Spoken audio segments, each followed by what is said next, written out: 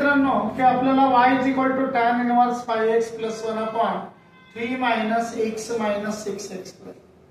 नेहमी लक्षात ठेवायचं tan इनवर्स चे जर एक्झाम्पल सॉल्व्ह करायचे असेल तर डिनॉमिनेटरची फर्स्ट टर्म किती पाहिजे 1 पाहिजे आणि म्हणून इथं डिनॉमिनेटरला आपल्याकडे 3 आहे तर 3 च्या ऐवजी आपण 1 लिहू. कसं लिहिणार पहा y as it is tan inverse 5x + 1 इथं 1 घ्यायचं. फक्त लक्षात घ्यायचं की मॅथ मध्ये मीनिंग चेंज करायचं आहे.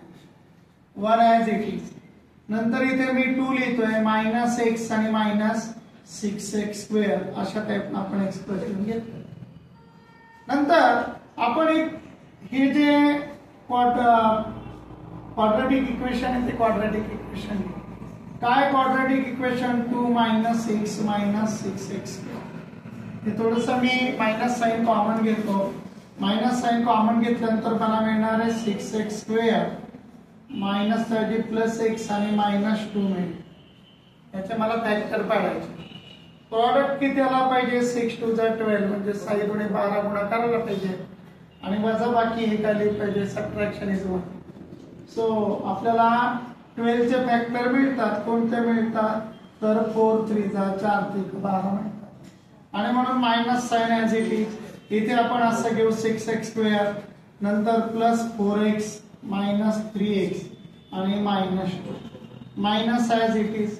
आफ्टर दॅट पहा की या दोघांमधून आपल्याला 2x कॉमन घेता येईल आणि या दोघांमधून -1 कॉमन घेता येईल. म्हणजे पहिला ब्रॅकेट आहे तो 2x - 1 चा असेल इथला 2x आणि इथला -1 आणि दुसरा ब्रॅकेट जो आहे तो 3x + 2 चा असेल. 3x + 2 असे दोन ब्रॅकेट आपल्याला भेटतात. हे याचे फॅक्टर आहे.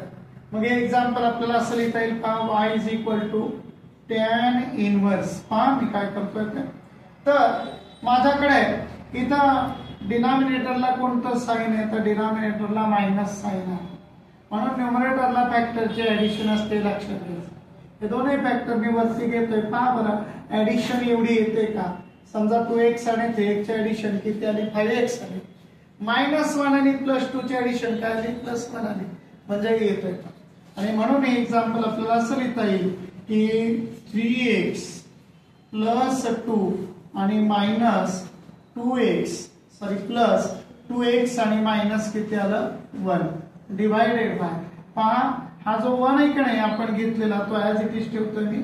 इथं मायनस साइन आहे minus in bracket 2x - 1 × 3x + 2.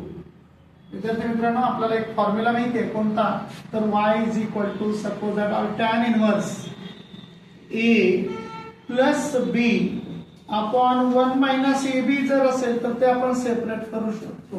कसं घेता येतं आपल्याला tan इनवर्स a आणि tan इनवर्स b.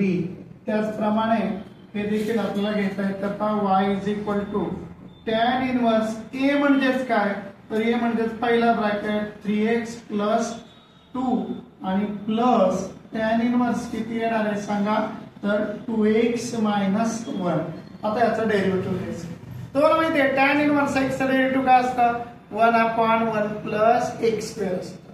म्हणजे 1/1 + 3x + 2 चा स्क्वेअर हे पहिले आणि त्याचप्रमाणे 3x चा डेरिव्हेटिव्ह काय येणार 3 येणार. kx चा डेरिव्हेटिव्ह k असतं. तसंच 1/1 + 2x - 1 ब्रॅकेट स्क्वेअर आणि पुन्हा 2x चा डेरिव्हेटिव्ह काय येणार 2 येणार. आणि म्हणून मी इथे घेतो की differentiate with respect to x. So we get dy/dx = step करत राहा कारण 3 मार्काचा एक्झाम्पल आहे आणि म्हणून स्टेप असे येणार आहे d/dx of tan inverse 3x + 2 आणि d/dx of tan inverse 2x - 1. मग याचा डेरिव्हेटिव्ह येतं tan इनवर्स डेरिव्हेटिव्ह 1/1 + 3x + 2 ब्रॅकेटचा स्क्वेअर आणि पुन्हा 3x चा डेरिव्हेटिव्ह 3 येतो +1 इथे येणार आहे 1 आणि 2x - 1 ब्रॅकेटचा स्क्वेअर आणि पुन्हा 2x चा डेरिव्हेटिव्ह 2 येतं. फायनली 1 × 3 म्हणजे 3/1 + 3x + 2 ब्रॅकेटचा स्क्वेअर आणि 2/1 प्लस 2x मायनस 1 आणि ब्रॅकेटचा स्क्वेअर. काही काही विद्यार्थी याचं एक्सपान्शन करतात, हरकत नाही. आपण जर त्यावरती कॉन्फिडंट असू तर एक्सपान्शन करायला हरकत नाही, परंतु इथपर्यंत लिहिलं तर तुम्हाला फुल क्रेडिट मिळेल. थँक्यू.